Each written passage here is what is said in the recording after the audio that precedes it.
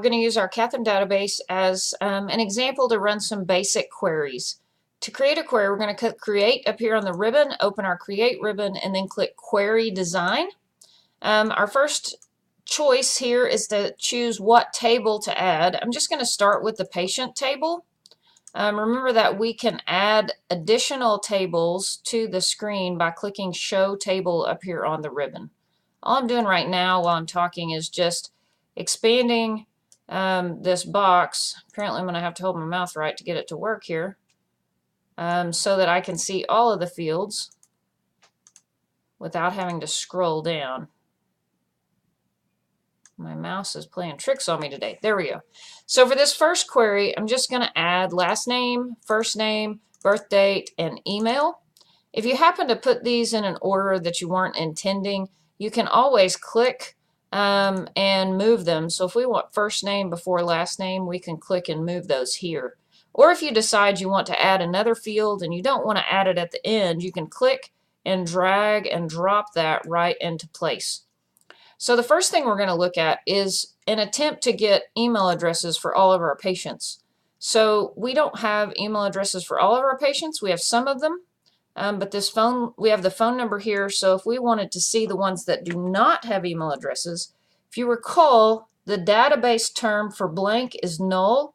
So if we type is null in the criteria line in this query, it's going to add that criteria to our results. And we will get a list of our patients that do not have an email address, so that maybe someone could give those folks a call and see if they have one we can put on file. It might be helpful to sort those maybe in ascending order by last name. So that's another option we have with our query. Okay, so now we've got those sorted, except I sorted it by first name. Let's change that one to not sorted and change this one to ascending. Forgot I switched the order of those. Okay, so now we've got those sorted by last name. And if we're going to run an email group, so after we've made the calls, we can change this to is not null, so that we could export these email addresses into our Outlook so that we could send an email blast out to these patients.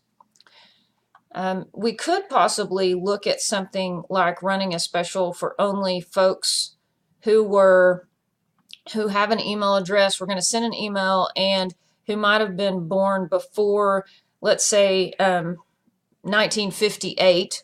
Okay, and so if we're going to do before 1958, we would look at a date less than 1/1/1958.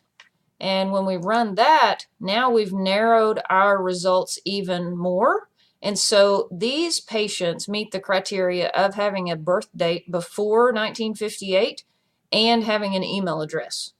So in the criteria line, you'll notice that we have criteria and those are in the same line. Okay, if we wanted that to be an OR criteria, so folks that were born before 1958 or folks that have an email address, when we run that, we'll see that we have a lot more results. So we've got all the folks with email addresses or all the folks that were born before 1958. So you'll see some of those that were born before 1958 don't have email addresses. So be careful when you're choosing what line to put your criteria on, because it makes a difference on how Access interprets that for the results. Okay, I'm going to close this query and we're going to look at another one. For this one, we'll click Create, Query Design, and we'll add patient and visit. And I'm going to expand these again so I can see all the fields. And so this time we've got two different tables associated with the query. Again, I'm going to have last name. I added that twice. Just a moment. I'll delete one. First name, and let's do phone number and reason and visit date. Okay, so we can run that query and see our results. Okay, so we have several folks here that are on our list because they have hypertension, and so maybe we want to look at any of those folks that come in for hypertension. And so maybe we want to give them a call just to follow up. So if we type hypertension in the criteria line there and then click run, we narrow that down.